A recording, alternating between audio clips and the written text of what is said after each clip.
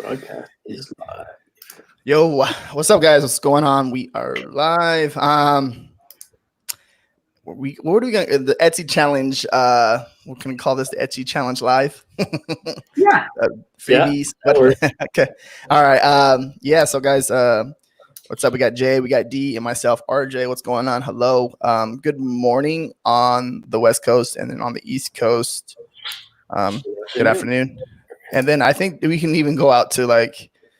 There's a lot there's a lot of time zones that we can say hello to. So give it a few minutes, let people hop on. Most importantly, if you guys are barely hopping on, give this video a thumbs up. Any questions, we'll get them throughout the live. Let me post it one more time. All right. Nice. Happy Friday. The sun is actually shining right now, which is incredible. I walked out there in a t-shirt. I was freezing, but the 10 minutes in the sun, it just kind of... That's pretty cool. Need some energy boost, some vitamin D, man. It's been nice. A cloudy, gray couple days here. Hello. All right. Hello, Teresa.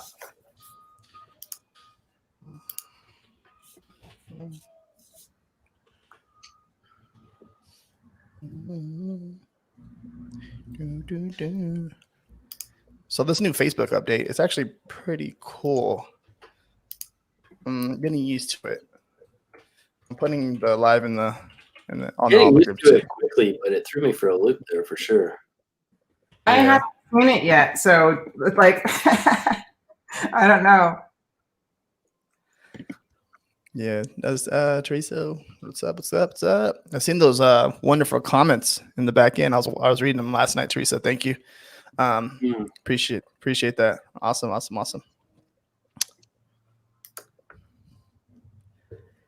have to leave at 2 p.m. I have an appointment, so I'll catch the end part of the replay. Awesome.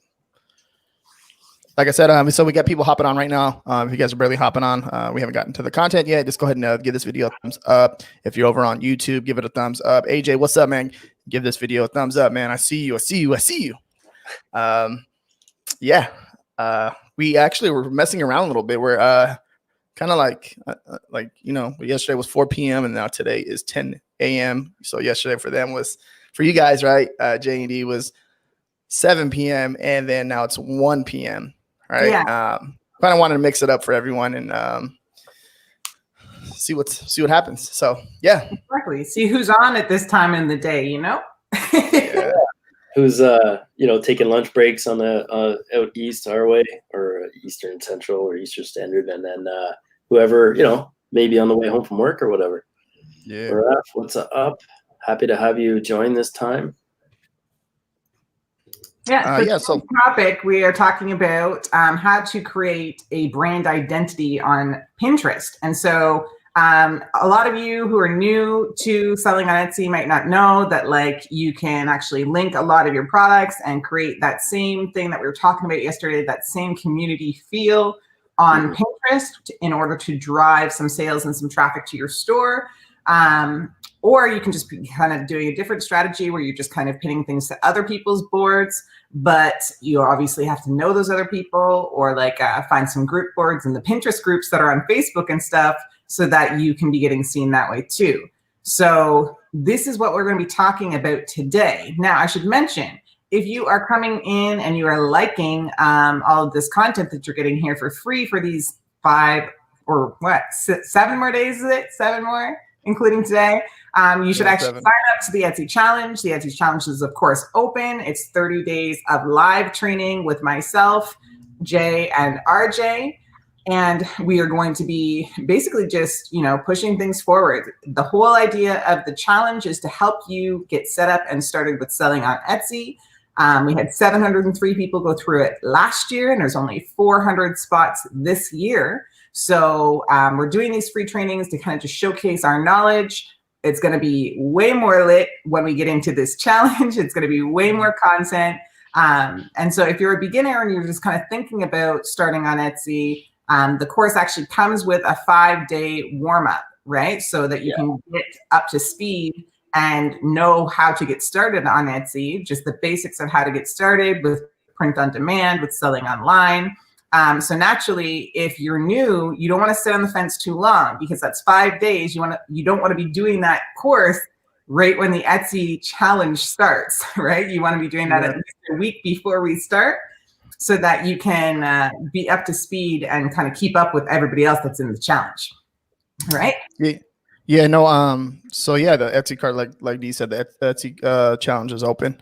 The card's open, so you can, if you guys haven't signed up and you guys are still against, like on the fence about signing up, we're gonna be breaking down this content for you guys and showing you guys that we know what we're talking about, right? And the link right here, I just checked it right now. The link, I think because we updated something yesterday, kind of threw it off, or maybe I messed it up. But I'll update that link. But I posted it right now, the recent one right here.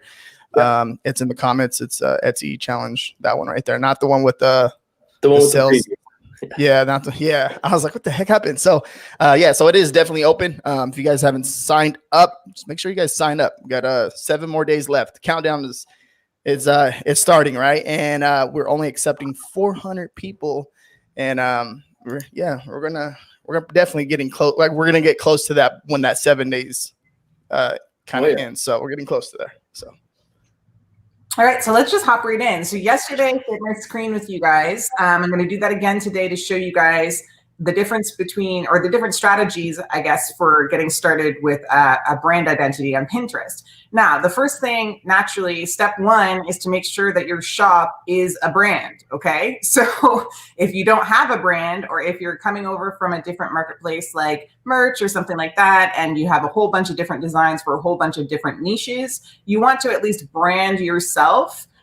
So brand that store, like it can be the Catch-All General Store or Captain's General Store if it's, you're doing fishing stuff. Just make sure that you've got some form of overarching brand and a similar cohesion amongst the products, so that when you come onto Pinterest in the first place, everything kind of looks the same. So as an example, right? Like if you're doing fishing shirts, you could also be doing boating lifestyle shirts, maybe some East Coast shirts, because people out there in the East Coast love to fish, you know what I mean? And all of that stuff kind of makes sense across the board for your brand. And then when you're creating your Pinterest, you're basically going to be attracting the correct audience, right? Like, you're not going to have a mom shirt over here that has nothing to do with fishing, a hunting shirt over here that has nothing to do with moms, you know what I mean? And break up your cohesion.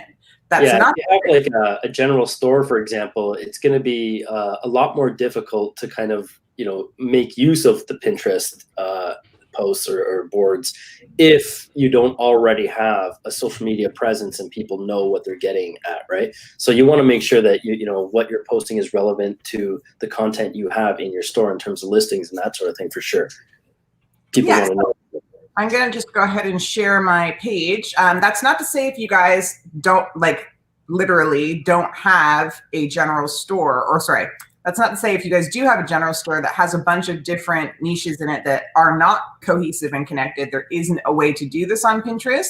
It's just a little bit easier and faster if you're specific to like a couple different niches that all are related to each other, right? So it's like if you got yoga and meditation, then you might also want to be talking about alternative things like crystals and Reiki, right? So like all of those things kind of blend together, but they don't necessarily go with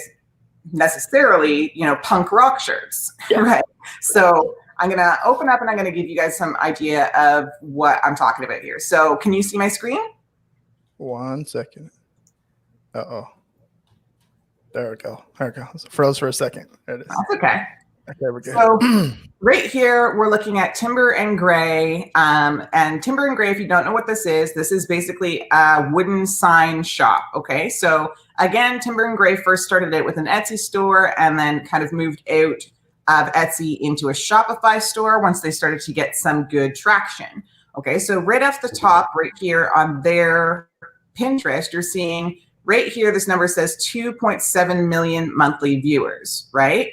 And then you're seeing basically they have their website listed there. They tell you exactly right off the top what it is that they do. So it's wood signs and trendy apparel, free shipping, shop online. So now you'll notice right here, they have 16,000 followers on Pinterest. But if you look at this explosion of monthly viewers, 16,000 followers is resulting in 2.7 million monthly viewers, which means that they're probably having no problems at all selling their signs, their apparel, or anything because they have so many monthly views, okay?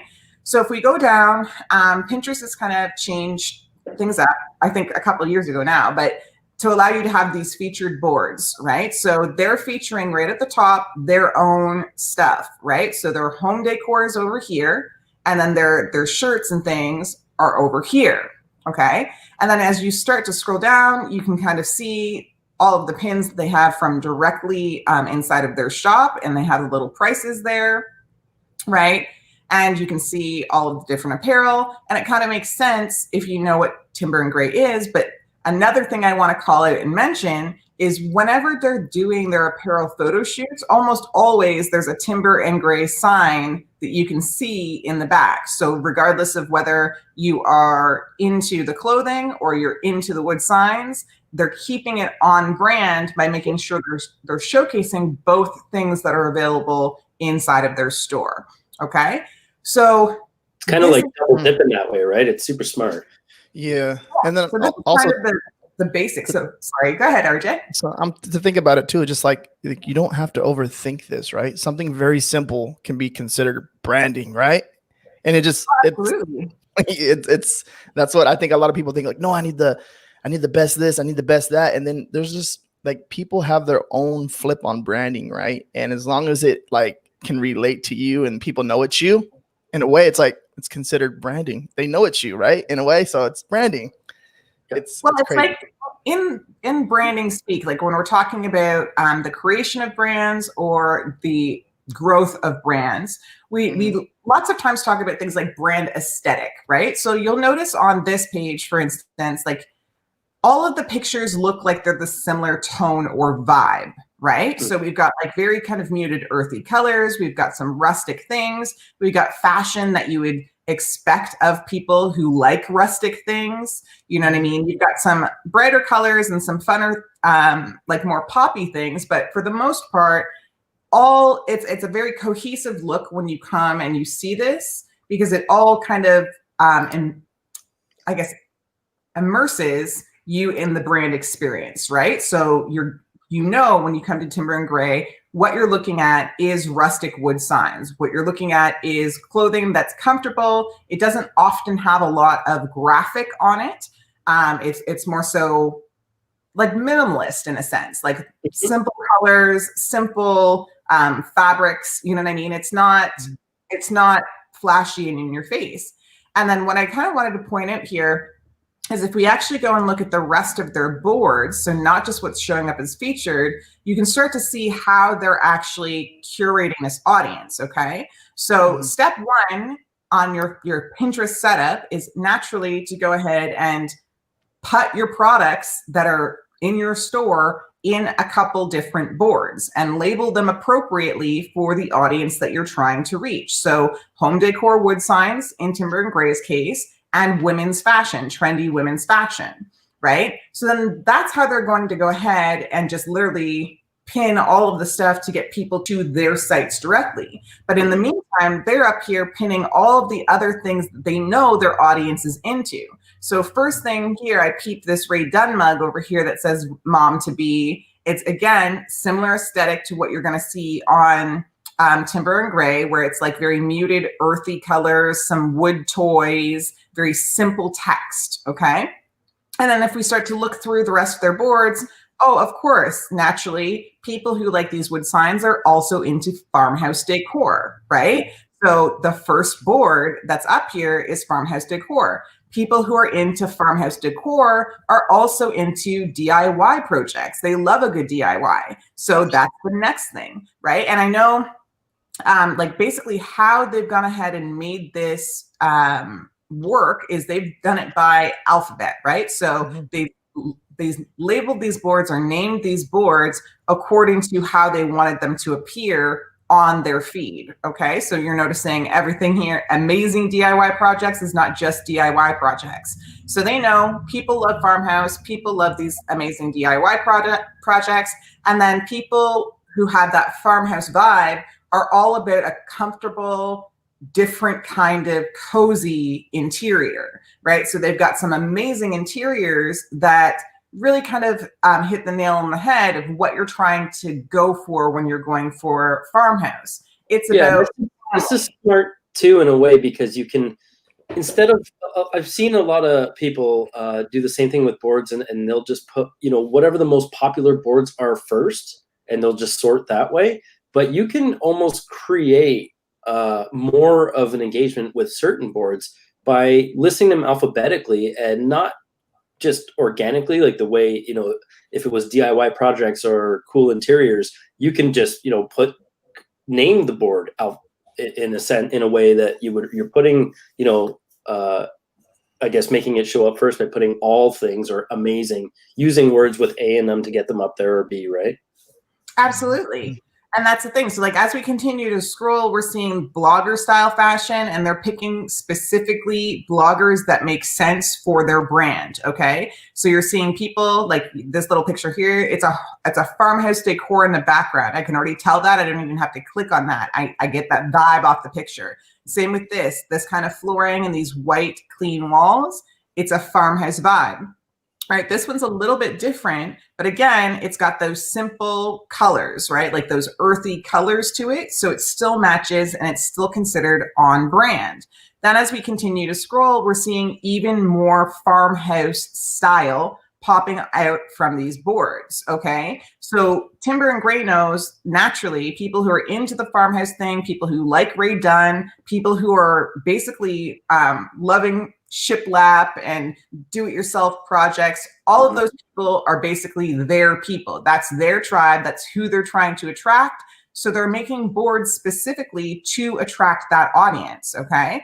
And then in some of these other boards, like this is a Timber and Gray sign, this is a Timber and Gray sign, they're pinning some of their own projects or their own products, not just specifically on their product boards, but also inside of these other boards that they're working on, so that when somebody clicks in here and sees a cool sign that they like, they're going to come back to the Timber and Gray website, right? So this is a very cohesive, very well thought out way to attract your target audience. And in some ways, this is even more simple to do on Pinterest than it is to do on Facebook or Instagram, given how that algorithm works, right? But one thing I want to say, Pinterest, when you're focusing on this, to make a branded page for yourself, you have to be in Pinterest, again, on a pretty consistent basis, okay?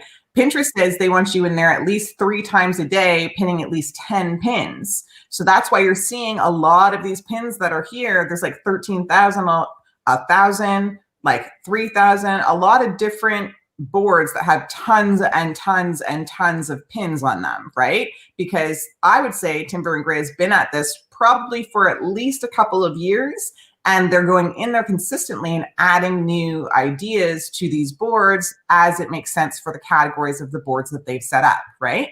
Yeah, I mean, even in, you know, there's an overarching cohesion here. You can tell that everything is kind of in the same vein. It relates to the same person, multiple interests for that one shopper, but even down to details where the titles of each board, it's kind of done in the same way, right? So you've got, you know, keyword, or interest, space bar, very easy to read, space, whatever else, you know, like a secondary title or something. So it's like everything looks the same, even in the titling. Yeah, like that bar, space, and then whatever it is, right? Clear, right? Absolutely. And so this one, obviously, it's an apparel creator and it's a wood sign creator. For some of you guys that are just into POD or like t-shirts, we're going to look at Everfit next. So Everfit doesn't actually spend a lot of time or effort doing their Pinterest. Okay, so I'm going to see if I can just find this. Oh, right here. Also, too, guys, we got up to we have 28 people watching right now. If you guys give this video a thumbs up, if you guys have any questions, please ask. Dee's doing an awesome job of explaining this. She's like the bomb, like at doing this stuff. So she crushes it, as you guys can tell. So any questions, please ask.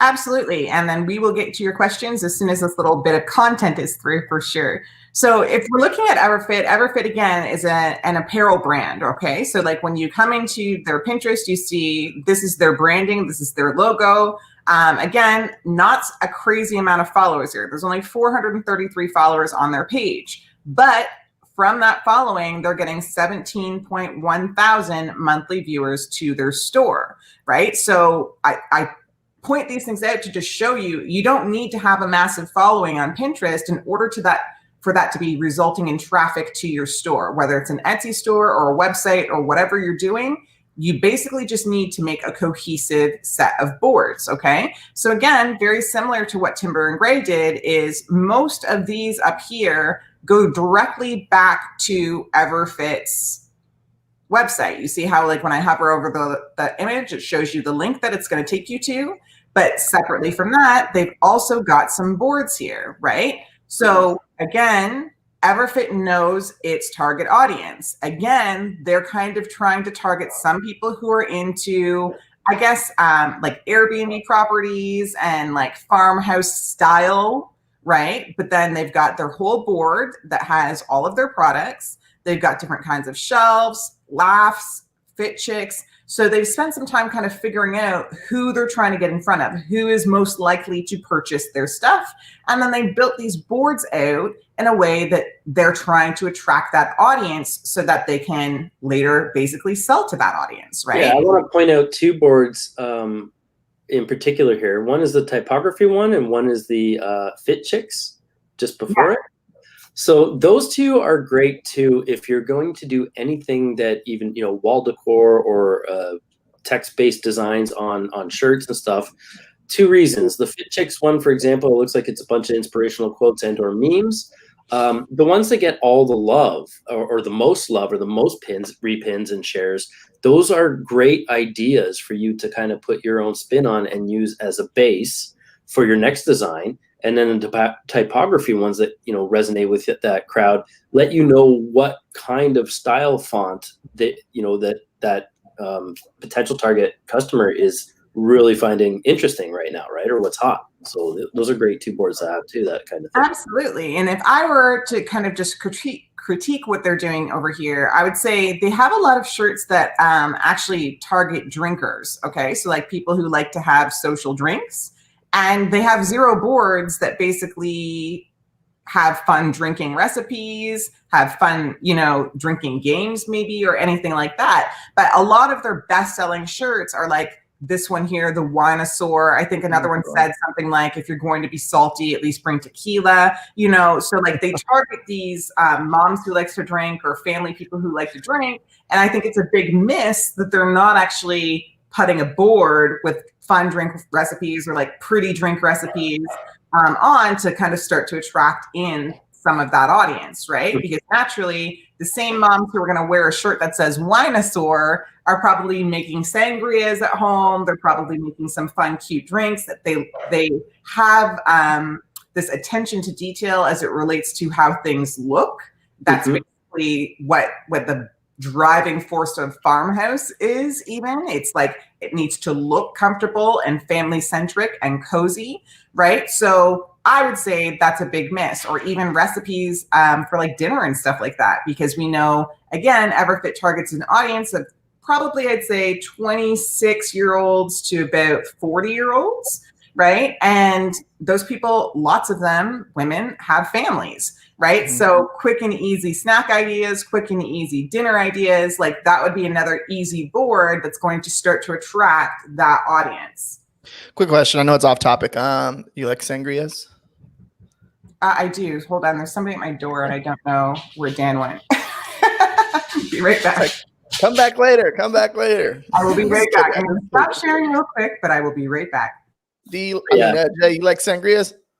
I don't even know what that is. That's like some with wine in it, I think. It's big out here in I'm not even sure what it is neither. It's big out here in like San Diego. They have it like at every single brewery here. Sangria. It's like It's like I think it's like an old wine or something. I don't Okay. know.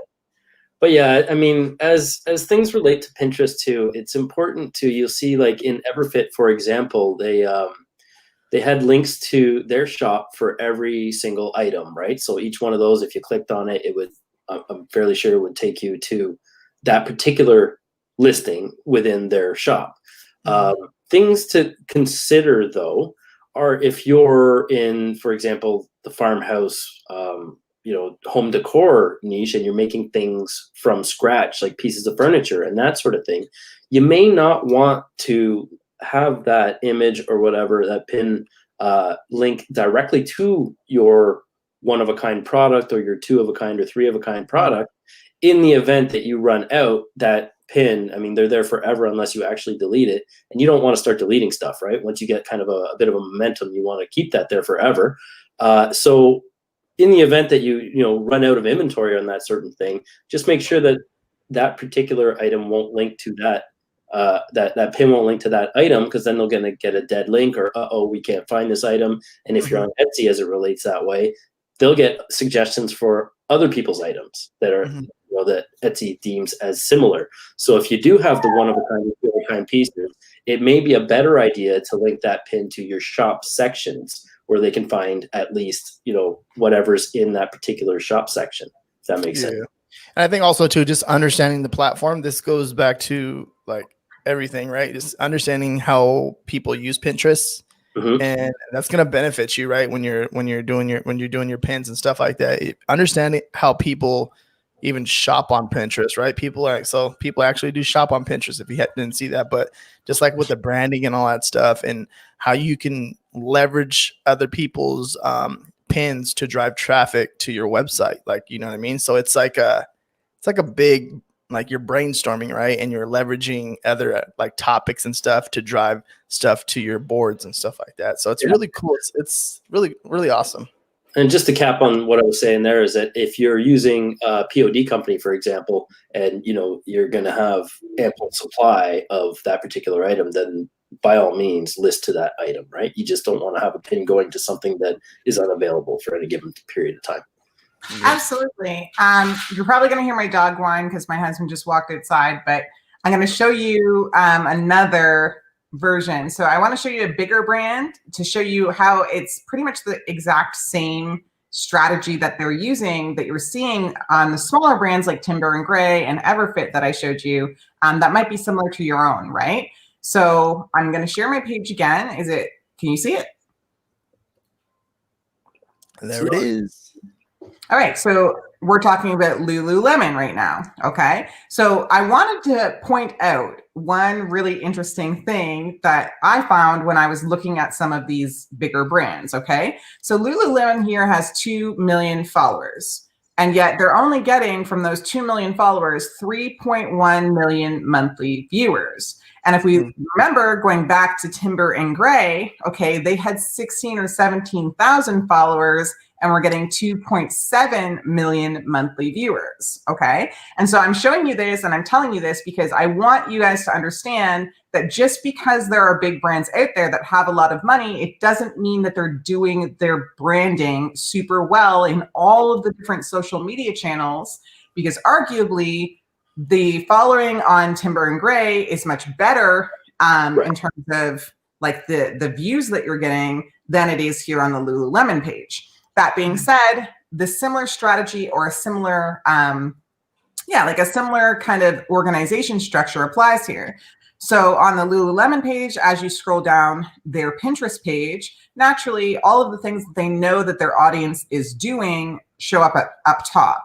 Now, Lululemon, in a sense, similar to Timber and Gray, is basically just showing you their stuff. So they make yoga pants and shirts and workout apparel. And so whatever you're working out, doing, basically you can do in Lululemon apparel, right? Now, I would argue that they haven't spent enough time actually really pushing out some of these pins or really understanding who the huge core of their audience is, who's shopping there on a consistent basis. And quite honestly, it's because they don't need to. Lululemon has kind of this cult following. They do a lot of work on brand ambassadors. They work with a lot of different yoga studios. So it's not like they're having any trouble getting sales, right? But for newer shops or smaller shops, I just kind of want to point some of these things out so that you guys know what you need to be doing in order to be driving some traffic, okay? So the first thing is they don't have a crazy number of pins in these categories, right? As you scroll down, you do see all of the Lululemon stuff, and every single picture that Lululemon posts has that little logo of Lululemon on it. And that's their way of signaling to whoever's following them or their brand enthusiasts that essentially this is a legit official Lululemon post, okay?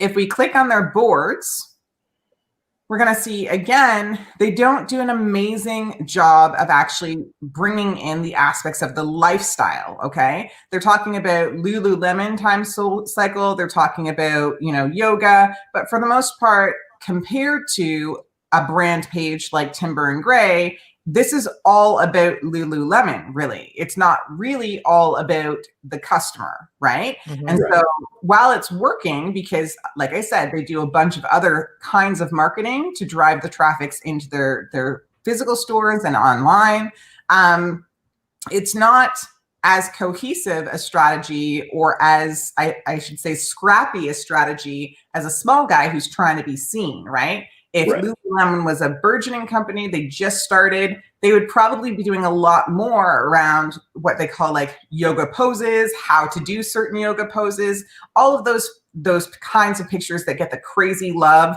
on Instagram when people are bending themselves and contorting themselves into a whole bunches of different shapes and things. That would be part of the strategy here, right? Yeah, it's amazing, right? That you don't see anything that's, like holistic lifestyle related or anything of the sort, right? Right. And this is honestly where people often make a mistake. So when people are first starting out, they'll come to a brand page like this one, and they'll see that, oh, wow, this brand page has 2 million followers and 3.1 million viewers, and I want to have, 200,000 followers. So I'm going to do exactly what this brand page is doing. But arguably, this brand page is actually doing it a little bit wrong. Okay. And the reason that they've got the followers and they've got the monthly viewers on this is because their other marketing avenues have helped them gain that traction. Okay. So as it relates to specifically just Pinterest on its own, this is not the perfect way to basically attract the right audience. A better way would be what we're seeing on the Timber and Gray page, where they're literally posting those boards that are of interest to the audiences that they're trying to attract, right? Whether that's moms, whether that's, people who are into earthy farmhouse style but aren't moms. Like, it's very cohesive as you go through the page, the lifestyle, the value systems, the aesthetic that their target customers like. Whereas here, it's kind of all over the place, right? Like if I didn't know this was Lululemon's page, I'd be kind of going like, well, what's this page about? Like, I'm seeing some men doing things and some summer vibes, but like, I'm not getting a cohesive vibe or aesthetic the same way that I was on the Timber and Gray page, or even the same way that I was on the Everfit page, right? And so, that's, you can tell in how the numbers are working there. Like, I think they had like 16 or 17,000 followers, but they had millions of views, like over 100 times that in terms of monthly visits or views, right? Yeah. So if we go back to Timber and Gray, just to take a quick look, right? I think this is them. Yeah. So 15.7K followers, 2.7 million monthly viewers, right? Yeah, so almost the same amount of monthly viewers as Lululemon, but with a fraction of the actual followers, right? Right. So, and it's kind of because when you look at that Lululemon page, they're kind of just punching you in the face with their products. Yep. Right?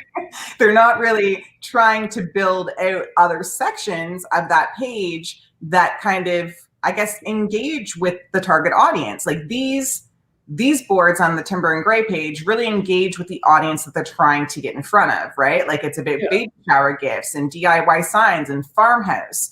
And while, Timber and Gray doesn't really sell baby shower gifts, or they're not like an interior designer, right? They know that their target audience is into farmhouse, is into rustic, is into a certain kind of vibe, right? Likes those earthy colors. And so they've made sure that, like, as they've built out their boards, those are what's front and center. Farmhouse, earthy colors, comfy vibes, family focused, right? Yeah. And so that, in my opinion, is arguably why they have such a huge amount of views, that 2.7 million monthly viewers. It's because they're putting their customer first, not putting their brand first, if that makes sense. Absolutely. Yeah, it's amazing to me because the the Lululemon strategy is almost like a very broad novelty general store kind of strategy, right? Like here's all the random shit we have, but a lot of that stuff you would think would be one-off stuff, right? Like it's a strategy that you can apply to like one-off sales.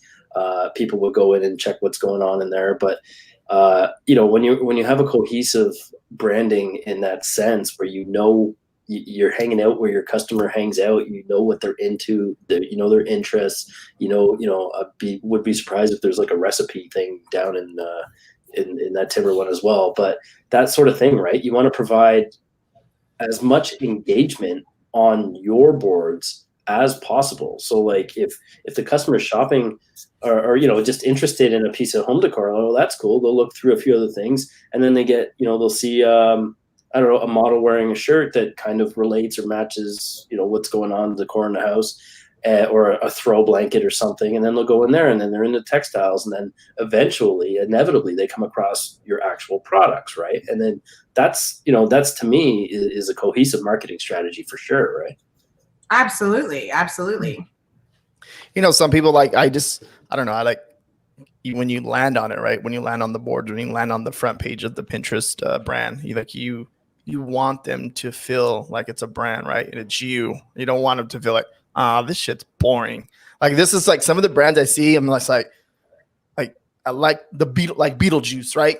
You see Beetlejuice, you're like, oh shit, this guy is like, what the hell's wrong with this guy? You know what I mean? Like it's a Beetlejuice, like it's Beetlejuice. So when you see Beetlejuice, like that's Beetlejuice, right? And I'm just using that as an example because Beetlejuice is badass, right? And he's crazy, he's weird, he don't brush his teeth, and he's like, people still like him, like, but why though? So it's like, you know what I mean? So it's like a weird kind of vibe, and you're like, Beetlejuice. I said it 3 times. Oh, so you know what I mean? See, and I don't know, it's crazy, but you just that feeling, right? When you land on the Pinterest and you land on that brand, you want to make it feel like you're the brand, right? And you're in my funnel right now. Buy something.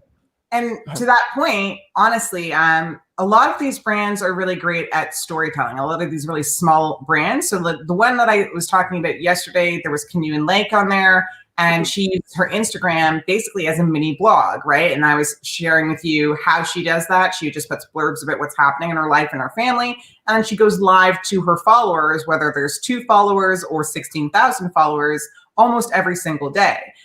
With Timber and Gray on Pinterest, you're seeing that same kind of idea. They're trying to create a story about what they do, right? So the story there is earthy, farmhouse, comfy, family values, right? Mm-hmm. And so those are the kinds of things that they're just playing around with the pictures to invoke those emotions that will basically resonate with their target audience, right? And so it's not as difficult as a lot of people think it is. Like when a lot of people hear the word branding, or they hear, SEO, or like all of these terms that we throw around when we're talking about Etsy and we're talking about traffic or, strategies in order to be successful, like the terms themselves can start to make you feel kind of confused and overwhelmed because you're like, well, what is that? I don't know what they're talking about. But when we're talking about branding specifically, and we're talking about creating, your social media avenues, you really have to be thinking about your social media as an extension of, like, if there's arms that you're putting out into the world to try and collect your group of customers, that's what your social media is, those arms. And so obviously, if you're trying to attract people to talk to you, to listen to you, to find you relevant, you're not just throwing up your products all the time and stuffing it down their throats, right? Yeah, that brings me. Oh, go ahead. Oh, I said instead you're just going to be curating an experience or curating, what they see, an aesthetic that is going to instantly resonate with them as this person's one of us. Mm-hmm. Yeah, I know. I was just gonna say. So, it's Friday. It's coming to the end of the day. People have the weekend off. What would you say then, Dee, for some people who may have a brand now? How would they go about starting to get on Pinterest? Would you just, like you're saying, you're not going to want to go out there and just hammer a bunch of your products on a board, right? So maybe can they create a couple, like 2 or 3 boards and start sharing some relevant stuff?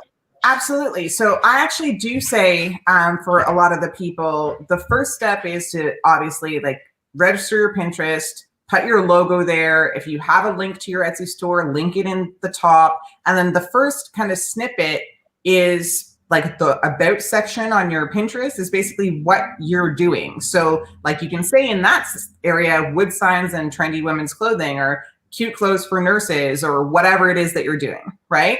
Then separately from that, you're going to start creating those boards. So when you're first starting out, I always say it's 2 boards of lifestyle for every 1 board of product that you want to pin. Okay. So if you have all these t-shirts for nurses, but in your shop, you also have t-shirts for doctors or physiotherapists or, something else that's in that medical vein, you're starting with the nurse things. And then what do nurses like, right? You have to figure out, okay, so what do the majority of the nurses that I'm targeting like? You've got obviously a whole range of different personality types that go into nursing, but if you're making funnier, edgier shirts for nurses, shirts that have swear words on them or shirts that make jokes, you know what I mean? It's a very specific subset of people in that profession that you're going after. So what do those people like? What do they engage with?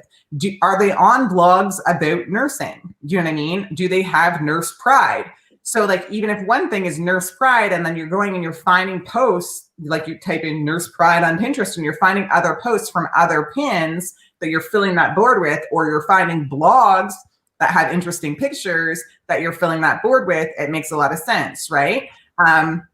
You basically, it comes down to what Teresa said in the comments here, it comes down to fully understanding who your customer avatar is, okay? So we do this, we dive deep into the customer avatar inside of the 30-day challenge in the form of the Ideal Customer Bootcamp. It's a 3-day video course this year, comes with a workbook.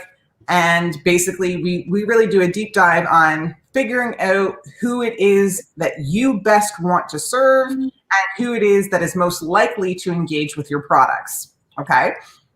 And then kind of building your brand out from there to attract and engage those people. So when you know who they are and you know what they like, it becomes very simple for you then to be creating those Pinterest boards, right? So if the first step is, just getting your branding on the board, so your logo, your link to your shop, and your description of what you are, what that page is for. And then the second step is creating 2 lifestyle boards for every 1 product board that you want to put up. You have to obviously know, well, what lifestyle am I targeting? What do these people, what are they into, right? Yeah. And these are the kind of things that we talk about early on so that for the rest of the duration of the challenge, you have the brick and mortar already there now. You have, and I mean that figuratively, not that we're building shops, but you have the nuts and bolts, the basics. We'll cover all of that. And even though it is the basics, it's the fundamentals, but they are absolutely crucial in building your brand correctly, right? So, guys, it's going to be Q&A time. You guys, any questions at all related on today's topic? I know Dee is awesome at just explaining everything where you don't have any questions, and that's really cool. But if you have any questions related to this, I was just gonna say, and even on top of Dee, we have Sheila in there doing her Pinterest bit, and that's a full comprehensive A to Z, or A to Z for those. A to Z, we're Canadian, sorry. But it goes from the 101 to a lot of advanced strategies as well. So jam packed. We have so much to offer in this challenge. It's kind of nuts, right? But hit us with some questions. We also want to discuss some prize or bonuses or what we were talking about. Yeah. Oh yeah, we have that. So we have the disappearing bonuses that we had last year. So we got a special announcement. Yeah, we have to talk about it. But my brain is like literally drawing a giant blank. Yeah, I'm pulling that up now because I don't want to say the wrong one because there's just so many. Yeah, right. Yeah. Let me see. Okay, so special announcement, guys. We're gonna talk about some. Look at this real fast. Let me make So, it make it official. Special announcement. We're gonna some prizes, right? Some what was it like the giveaway? What disappearing giveaway bonus? What do you call it? Yeah. So, well, bonuses that you gotta purchase by a certain date in order to get all three, for example, and then after that date, one will disappear, and then you have the next day to get the last two, and then after the third day, the last one disappears. So we've got a video training that'll be yours to keep. It's getting signups with your email newsletter from Etsy, how to actually capture your email list and do that legally the proper way. There's a ebook PDF, basically how to pick local to you printers, that sort of thing. So like if And this you was want, key for this year. pardon? Mm-hmm. This is key for this year specifically, just in case you're working with print on demand providers and they actually hit some delays. Yeah. So for example, like personally, I'm a t-shirt seller, and in situations where you may get a bulk order, but like you got to pay, you only get you get bulk order discounts with most POD companies, but it only goes to a certain extent, right? So this is something where you can kind of circumvent inventory issues. You can circumvent the amount that you have to actually pay out to POD companies and source a local screen printer perhaps and get 100 of those shirts done for you, and then you have them on hand. So there'd be a little bit more label on your end of just printing a label and throwing it in the mail, but that also puts $8 to $10 in your pocket extra per shirt you're sending out. So a little bit of strategy on that, how to negotiate with local printers to get the best deals, building relationships that way, and we have a third bonus, which is it's the same as last year. It's a Q4 holiday hot list of items and trends that we think, that we've kind of are going to be hot this year, right? So it's a lot of research in the back end of exactly product ideas and color trends and the psychology behind why they're going to be big this year. And one of those that we talked about, we can say it because we've said it a few times, is the care package thing, right? So those are, there's lots to offer with that. What was our deadline for people purchasing to get all three of those? Ooh, I don't think we nailed that one down, but I don't know. Let's just pick a deadline because I think honestly, last year we said they had to do it. When we told them about it, they only had like a couple days to register. Okay, so let's say Monday. Yeah, so we'll say in order to get the first three bonuses, you have to be joining us by Monday. Naturally, if you've already joined us, you will get those bonuses anyway, and they have been updated. So if you got those last year, they have been updated for this year. So no worries there. But you have to come get in the course by Monday in order to collect those amazing bonuses. And they will really help you in your shop to determine the color trends and the styles and how to start building your email list so you can start talking to people directly in their inboxes. All these things are super important. And the things, and on the email list, like how to do it legally and within, the whatever country you're in's kind of parameters without spamming people or breaking any laws that way, for sure. No, it's gonna be that's awesome. So keeps getting better and better and better. So that's really cool. There's someone right here. FBA Hustle. Andy, what's up, man? What's going on? Yo, what's up? Yo. This is cool. We got prizes too, right? We've already, we can say we have the iPad Pro, which is one of the big ones, but we have another one up there that is kind of, I would argue, at least the same value as an iPad Pro. I wanted to add. Let me add to that local printer thing real fast. It's just I know that there's print providers, they all like kind of during Q4 they'll get a little bit delayed, and the shipping times get backed up, and that's totally normal, guys. Every single print provider that you guys know has done that, right? And that's perfectly fine because it's normal, right? It's the way it is. So like building a relationship with somebody to help you print your shirts and stuff like that, it's huge, because then you can have a consistent shipping time and stuff like that, and your orders are going out consistently fast.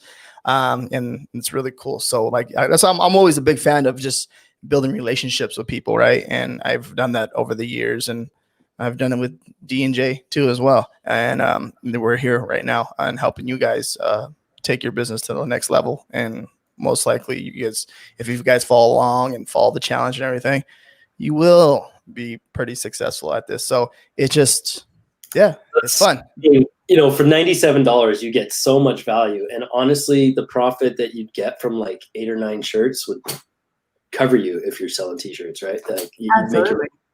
All you have to do is sell 8 or 9 t-shirts and, made your money back.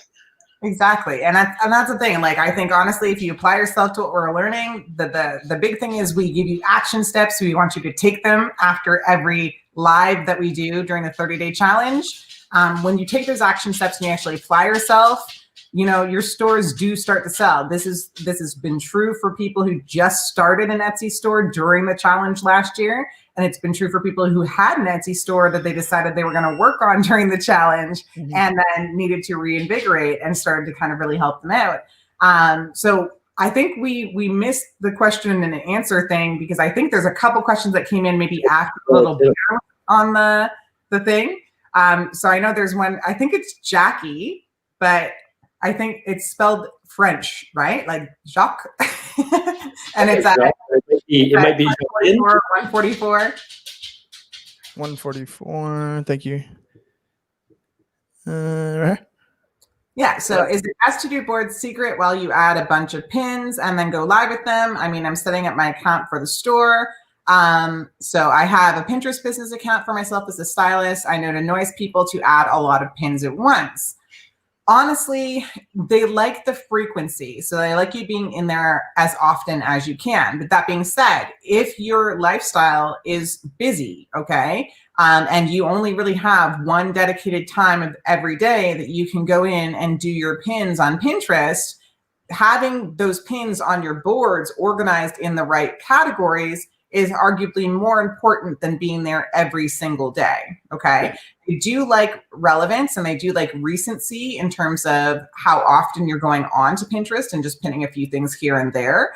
That will definitely help to increase your monthly views to your Pinterest profile.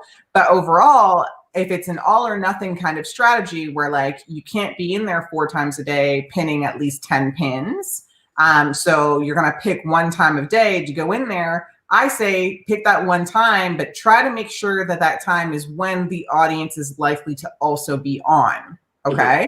So don't be going in there at like 1 o'clock in the morning and pinning your pins and hoping that they'll stay relevant until 8 a.m. the next morning, because that's not really how Pinterest works. So I would say be going on, maybe on a lunch break or close to, 7 o'clock when people have put their kids down for bed and they're pinning on Pinterest if your audience involves people with families, right? Sure. And as a hairstylist yourself, you have an inclination of kind of the time of day, right? So you're not open necessarily at 8 a.m. or something, but you might be having coffee till 9 or 10 when the shop opens, and that's when you'd be scrolling through Pinterest. So maybe 9 or 10 is the ideal time. Like, you would know that better than any of the 3 of us would.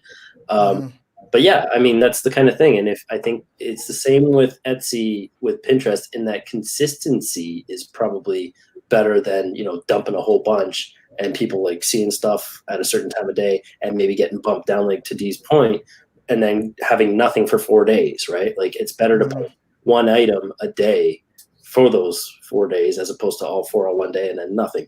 And you'll know too on like, I know a lot of service industries Mondays are closed. So that's when maybe people like hairstylists like yourself are scrolling the utmost opportune day, if you can only hit it once a week, that people are looking for inspiration, right? So yeah, there's a lot to think about that way. And those are the things that if you're when we say like, how do I pick a niche? When people ask us that all the time, I think the easiest way to pick a niche is to, start with something, because odds are, people, you already have kind of like the inside scoop of what, is trending or what people like, right? So you're going to be better at that. And the learning curve in terms of finding who your target customer, ideal customer is going to be a lot lower, especially if you've been doing it for a long time. Also, too, you're a hairstylist, so those women, the women's hair, it takes forever. So I know your customer. You guys sit there and talk for like 3 hours sometimes. So as far as like learning your customer and knowing your audience and stuff like that, I'm pretty sure you have an awesome idea. I'm sure she knows exactly her audience is a lot.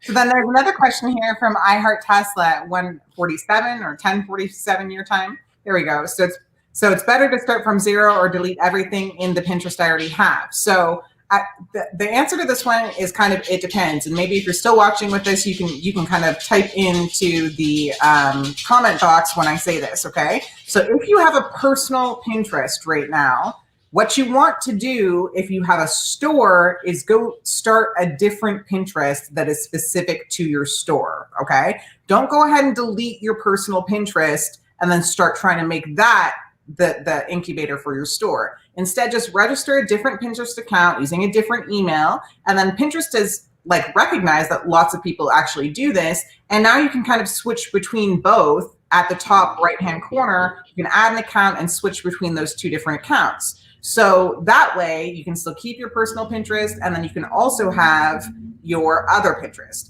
Now, that being said, it's actually interesting when you start to kind of play around with some of the other strategies that work to really kind of help you out. So like, for instance, if you have a personal Pinterest and you have a brand Pinterest, and those are two separate accounts, you can use your personal Pinterest like to pin boards or pin items that you have on that brand Pinterest onto other boards that make sense for the people who are following your personal account, right? So you can start to kind of leverage that personal Pinterest. So if you're part of the niche that you're trying to serve, like if you're, I always say hunting and camping because it's like the easy one. Because T's always in here with me, and I know that like she's into them niches, right?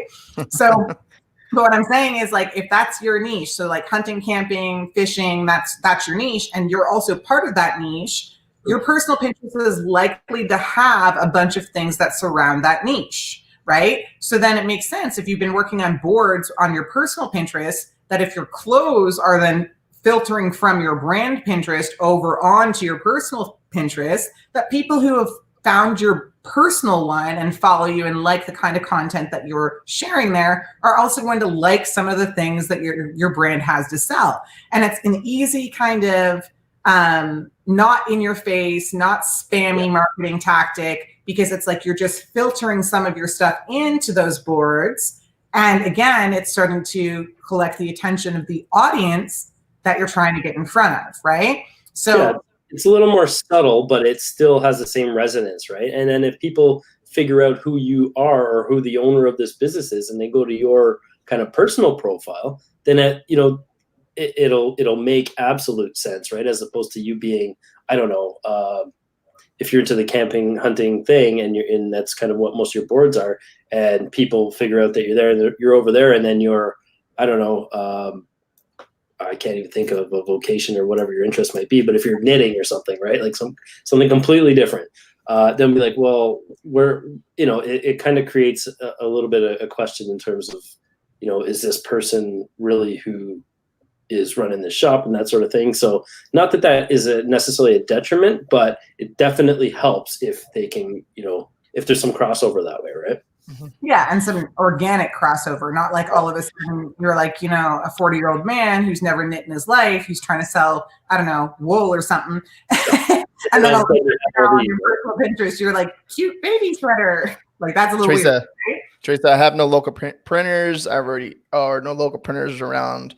I'm in the boonies. So like when you're pick up that phone, start searching on Google and see if someone around you. 20-mile radius, 30-mile radius.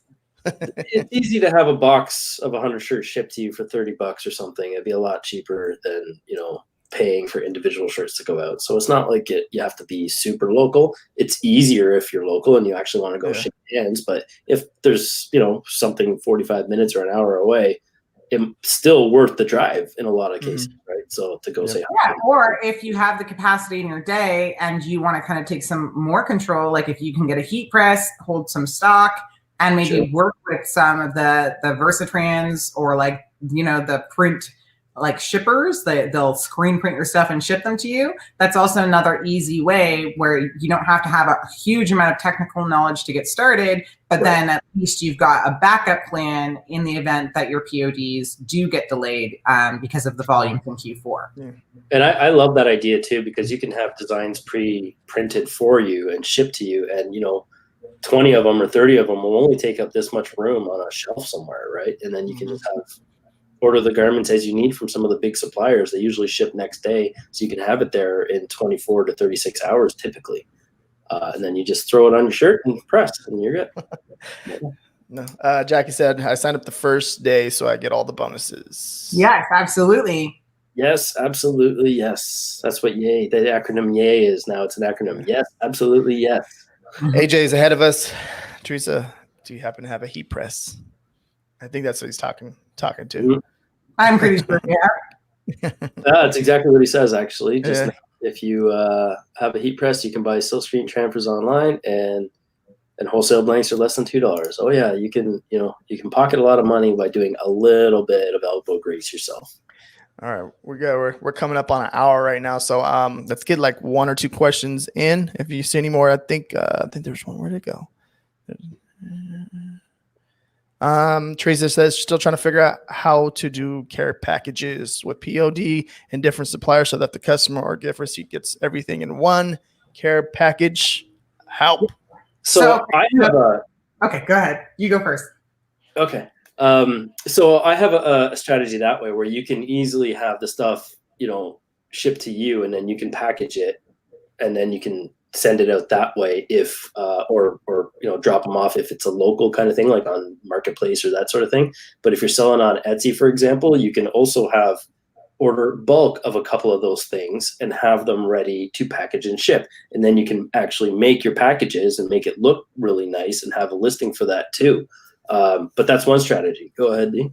Yeah. So my thing with this is you want to be kind of playing with different PODs for this kind of a service, right? So I know for me, with the care packages that I'm looking to put together, I'm actually going to go put them all through Printed Mint, okay? And sure, that means that some of the items in my store will not be allowed to be part of a care package in that, Printed Mint doesn't have, for instance, a women's fitted tee. So if I'm selling women's fitted tees in my shop, I know that like that specific item is probably not going to be in my care package, but Printed Mint has something like, the Bella 3001. So, still pretty good. And people seem to love that unisex Bella, right?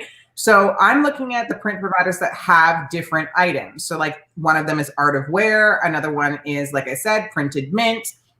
You can find those ones. And then when the people are selecting those items, like, already what your profit margins are on each of those pieces, right? So if they're selecting a shirt, maybe a journal, maybe there's like a face mask, like a whatever products that you're going to put together as your bundle for your specific customer, you're literally going to use from the same POD so that it all ships together. Now, that being said, it's not going to be an amazingly beautiful experience unless you're using Printed Mint, because Printed Mint has the ability for you to use the upgraded packaging, okay?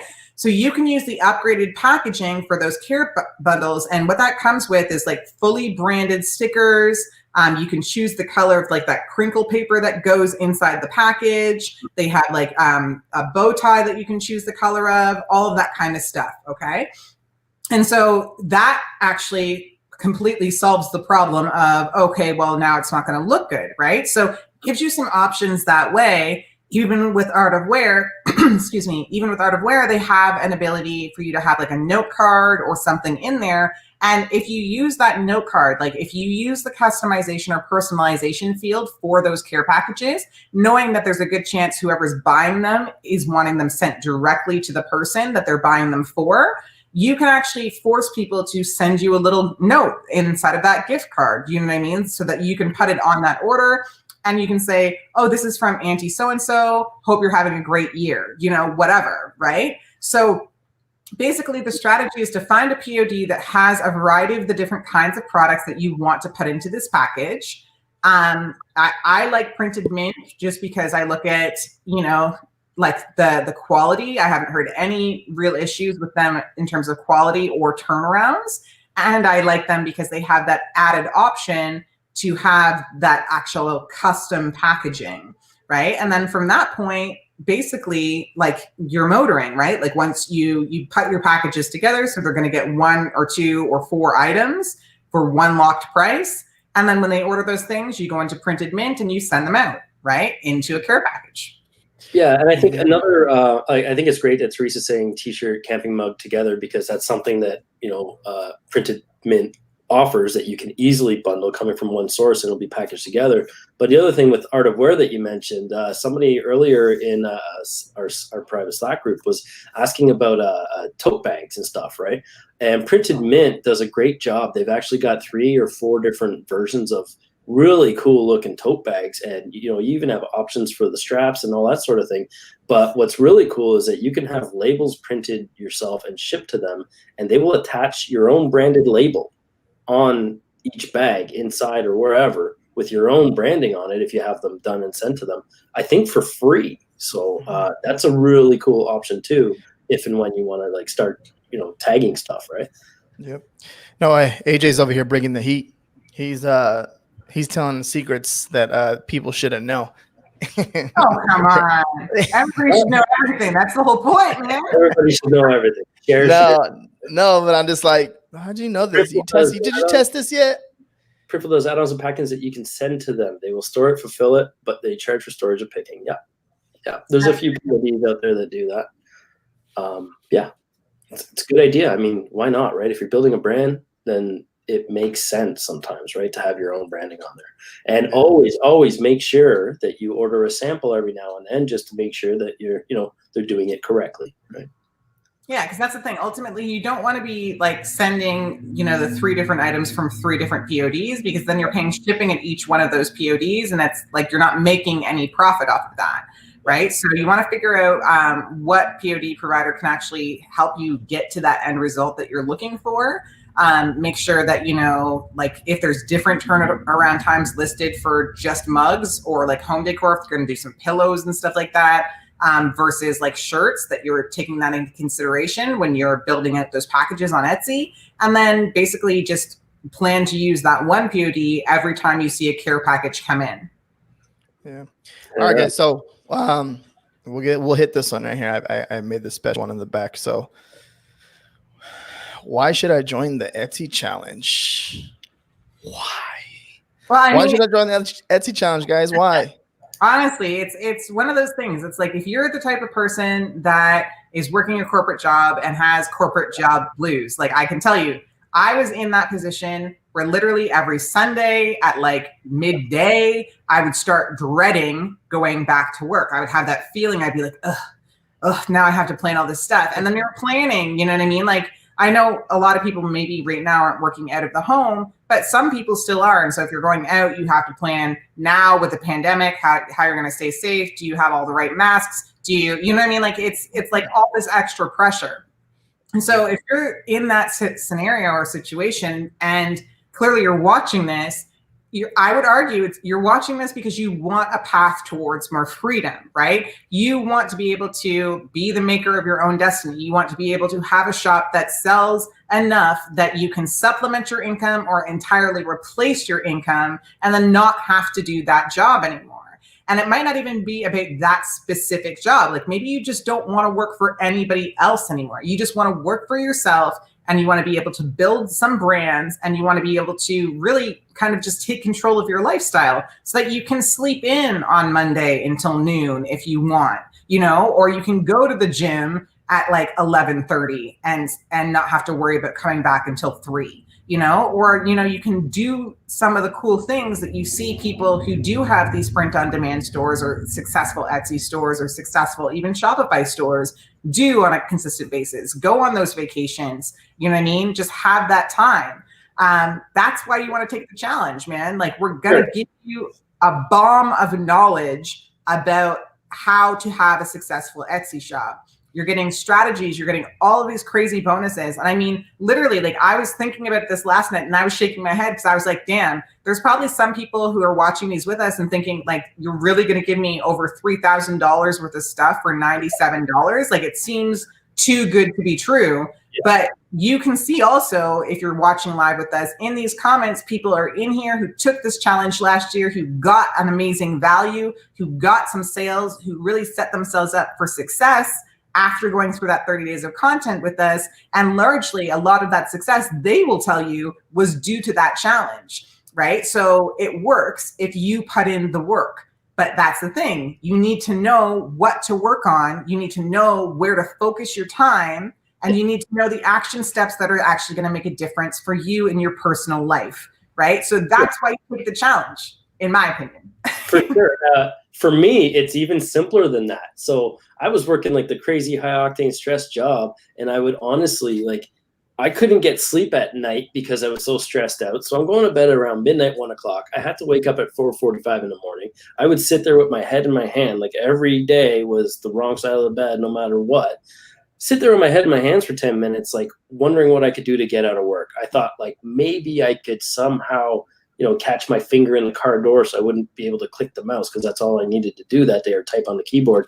And, it's terrible when you're thinking of things to get out of work to that degree, right? And maybe some of you haven't been there, but I know a lot of you have. And just, the dire straits, like, you're working for the weekend, and, that Sunday night, you're already having anxiety about going back to work on Monday.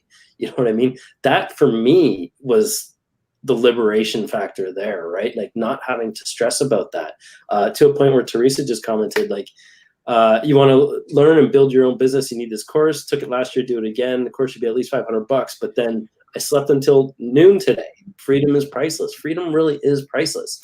Even if it's like, for me, I love working weekends now. I don't dread, I don't look forward to Fridays in the same way that I used to, because I'll work a Friday, Saturday. It doesn't, all the days are okay when you can take a Monday off or a Wednesday off if you need it. If you need to, mental clarity or do something, you can set your own schedule that way. I mean, there's always work involved, but when you can do it on your own terms and stop making other people rich, it's such a really cool feeling. Like, I can't express it until you've done it, right? But it's so empowering.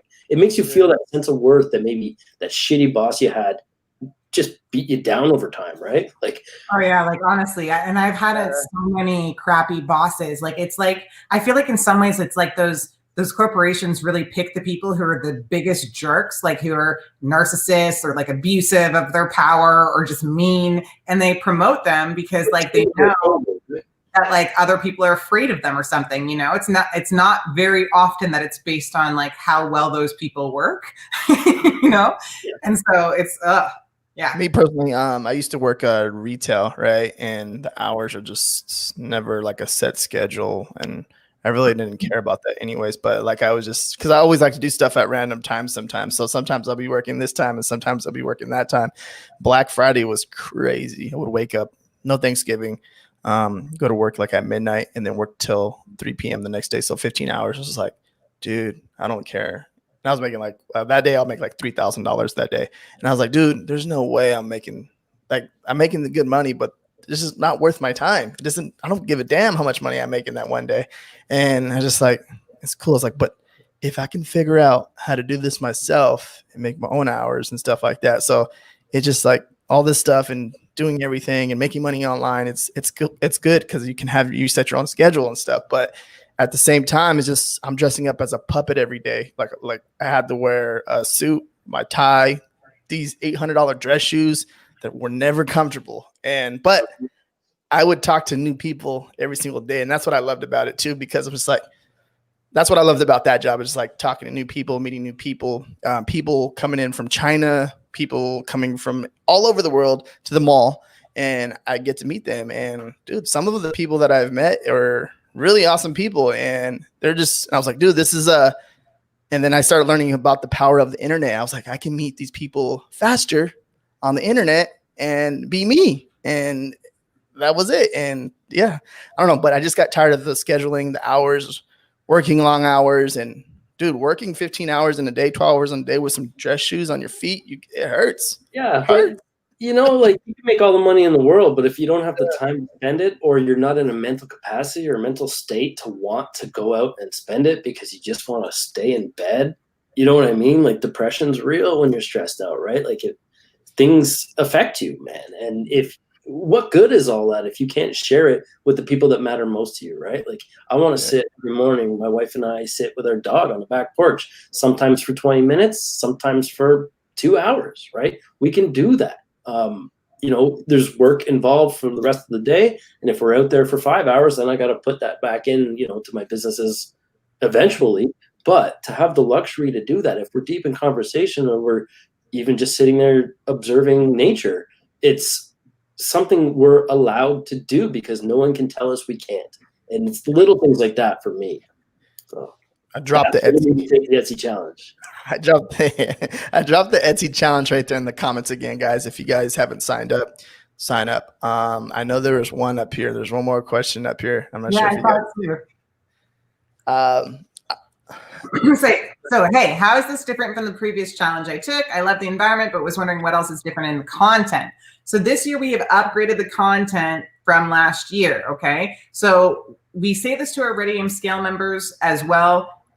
We basically want to be helping you with what's happening in the marketplace right now. So last year's content, we weren't in the middle of a pandemic. Last year, the PODs weren't having as many struggles as they were as it's related to that pandemic. We were also not arguably in the middle of like a social justice kind of situation that's happening in the States that is actually impacting and influencing, you know, purchasing decisions that some people are making, right? So naturally, we've updated the content. We're going to be talking about those things. We're going to be talking more about how to work your way through those things as a seller when things do potentially get slow, when maybe some things are not running as smoothly, and we've upgraded that content for this year's challenge. In addition, we have gone ahead and we have refilmed all of those bonuses that you get or rejigged them to add more content to them. And so as a result of that, basically you're getting essentially an upgraded challenge. It's like a 2.0 version of the Etsy challenge that you took last year, because last year it was the first year of the challenge for all of us, right? So there were a lot of things that we did that we learned from last year that we're going to do differently this year, right? There's a lot of, you know, the trainings where we understood, okay, well, maybe people need to see it in a different way. They need to have, you know, a different little workbook to go with that or whatever. And we've taken the time to actually like add those things in. So it's different than last year, similar topics in terms of like, you know, the areas of focus, because those don't change for Etsy stores, really. What you're doing under those topics, like the action steps you're taking, definitely do change in the marketplace as your brand ages or as you get bigger. But the topic, the areas of focus are pretty much the same. It's just all of those bonuses and all of the content itself is specific to this year. Yeah, and you get, we keep forgetting to mention, well, not we do eventually, but late today, Anthony from E-Rank, if there's not another reason, Anthony from E-Rank and the E-Rank crew have volunteered E-Rank Pro memberships for everybody for the duration of the challenge. So that's pretty cool, because I think that's like, you know, a $15 or $20 value for just that period of time, right? It's I think a $10 or $12 a month, $10 a month pro membership. So you know, the tools are there. You're going to have the upper echelon of those tools. And then I'm looking too at Veronique's comment. She's working from home since there was a rise in COVID-19 and really good to be home. So I'm finding ways to grow my business online so I would not have to go back into an office. And that's I can't stress how, with pandemic as it's been for the last like 6-8 months or whatever it is, and an impending second wave and or continuing first wave, what have you, we've had a captive audience for 2020, and for the first time ever, we're seeing 30% of people that are shopping online is their first time shopping online. So there's like a massive, massive boost of people shopping online right now. And they have nowhere to go or nothing to do, and people want to stay home, right? So if you can leverage that and maybe sell a few more things to them, then you may be able to stay home, right? And that was my goal, and it did work. And that wasn't even in a pandemic. So right now, I just feel like, the universe is just dropping opportunity all over us, right? So opportunity to me is like, being ready for it, right? And that's it. I mean, it's amazing. I think that's really cool too, because it's a challenge in itself, right? And I'm all about like challenges and stuff like that, because with yourself, you're going against yourself and like reality throughout the day. Like, can you do this yourself? And just doubting yourself sometimes, right? And to think, if you understand that you can pretty much do anything you set your mind to, right? And you could do it, right? But you just have to have that mindset and just keep working at it. And then once you start seeing a little bit of results and success, it's like, dude, I did it. And it's really that simple. And then if it doesn't work, at least you tried, right? And it's not literally next thing. Let's go next thing and try this. And if it doesn't work, at least you tried, and just keep going. And then until something works, then it clicks. And then you start making money online. And that's it. That's one thing that somebody was saying yesterday, right? That, there's like so many parts of this challenge, but they only actioned 2 or 3 of them and saw crazy results, right? Absolutely. So, I mean, you can take home nuggets from whatever you want, little bits and pieces, but if one of these elements helps you, that's all we hope for, right? But there's just so much. I don't know. It's incredible. Yeah, so we're gonna go ahead, and I think we're good right there, guys. We're gonna do this tomorrow. What time tomorrow? I'm not sure. We'll figure that out. But I gotta go get a haircut because all my gray hairs are showing, and I gotta go take a shower because it probably stinks. Gray hairs are in here and here. Mine's right here.